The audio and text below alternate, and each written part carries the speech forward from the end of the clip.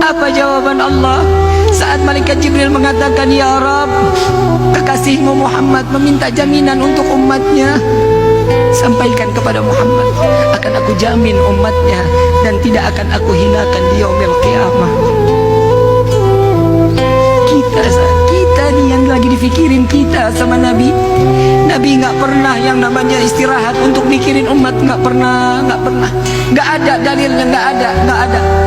Saat dimana Nabi satu malam, saat dimana di rumah Siti Aisyah, satu malam Nabi terbangun dari tempat tidur, dicari oleh Siti Aisyah. Siti Aisyah terlelap dalam tidur.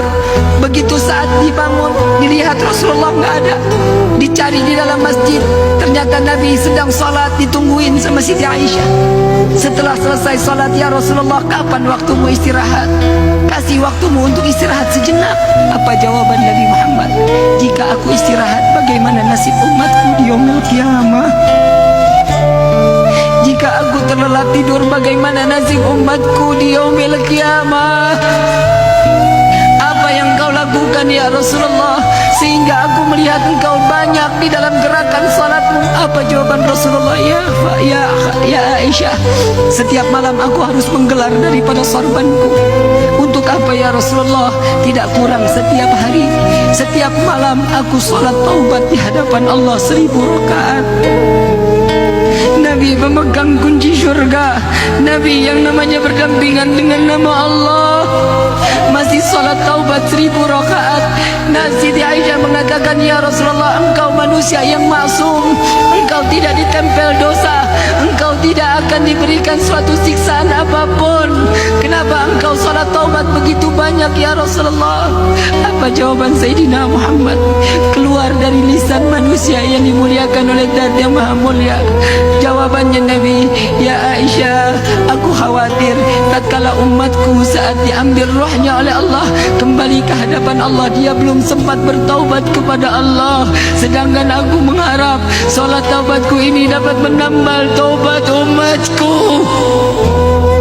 Huwa Muhammadah, dia adalah Sayyiduna Muhammad sallallahu alaihi wasallam yang menjaga kalian, yang bertobat demi kalian, yang pelipisnya berdarah demi kalian, yang menahan lapar dengan rasa sakit demi kalian umat Sayyiduna Muhammad. Mau sampai kapan kita terlelap tidur sedangkan Nabi terbangun menangis untuk umat Sayyiduna Muhammad sallallahu alaihi wasallam?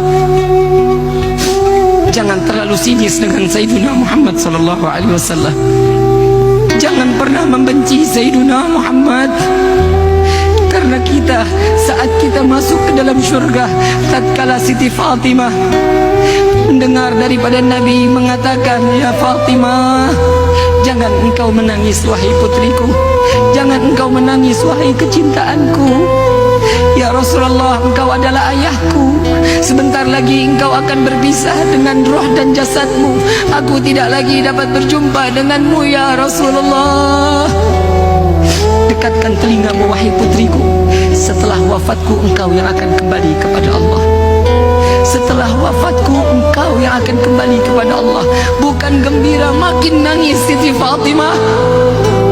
Tatkala Nabi jika rindu dengan wangi syurga dicium kening Siti Fatimah, jika Nabi ingin dengar lantunan daripada telaga yang berada di dalam syurga, mendengar suara lantunan ayat suci yang dikeluarkan oleh Siti Fatimah binti Muhammad Rasulullah sallallahu alaihi wasallam. Ya Fatimah, bukankah ini kabar gembira wahai putriku? Bukankah ini kabar gembira wahai anakku? Apa jawaban? Ya Rasulullah, ini adalah kabar gembira, tapi engkau adalah kekasihnya Allah. Engkau memiliki kedudukan pastinya di dekat Allah. Sedangkan aku tidak akan bersama denganmu ya Rasulullah. Di mana jika aku ingin berjumpa denganmu? Jumpai aku di penimbangan amal baik amal buruk umatku ya Fatimah. Sedang apa dirimu ya Rasulullah? Aku sedang meminta kepada Allah dan memberikan syafaat kepada umatku agar timbangan pahala jauh lebih besar dibanding dosa mereka.